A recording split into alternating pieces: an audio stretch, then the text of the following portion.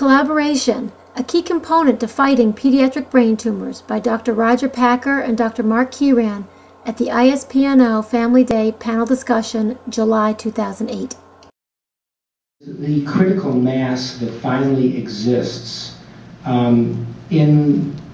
people from basic science, development, oncology, radiation, all the way down the line, that finally exists in brain tumors. And even though this in many ways is still an orphan disease and drug companies don't want to sponsor things because they don't make a whole lot of money here and things like that, that with all the people there and the coalitions of the support groups and the foundations, that we really finally have enough people that we might make a dent in the process. That unfortunately we still know that there's not enough crosstalk, that the studies are still too small, that we don't have the answers. But I think we've got the mass of people, we're finally there, and then that'll be the challenge to put it together. And the next challenge is to really get a database, a public database, that we can all share these things much quicker.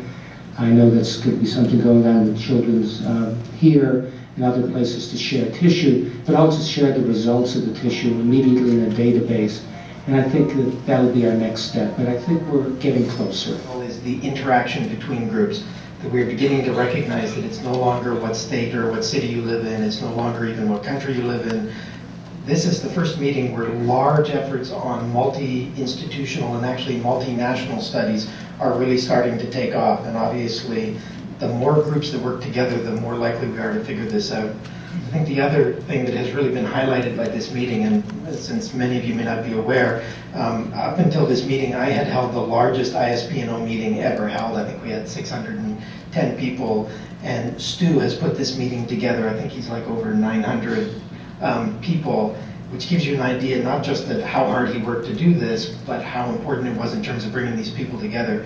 And the most important group were, for the first time, it's not the biologists over here and the oncologists over here, it's bringing the two together. There are many of us that believe that for the last 50 years what we've been doing is throwing darts blindly at a board in the hopes that we hit a bullseye and cure a tumor.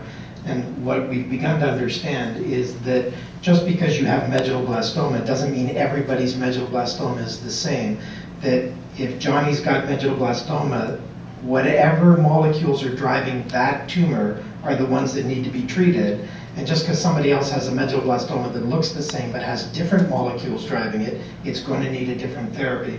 And until we take each individual person's tumor, understand the molecules driving it, and treat their tumor, not the average tumor of all of the people that have medulloblastoma, that's the way we're going to reduce toxicity and improve outcome. And this is the first meeting where the focus has been, don't just tell me what tumor you've got, tell me what drives the tumor, and then let's begin to devise the therapies for it. And this, I think, philosophical shift in approach, this is the first meeting where you almost couldn't get up and talk about a disease without talking about what drives the disease. And I think this is something that now that we're beginning to understand it, we have to get the molecules that will inhibit each one of those pathways and figure out how to use them. So it's not that we have answered the question, but I think for the first time, we finally know what the real question is. And I think that's where you're going to see changes over the next 3, 5, and 10 years.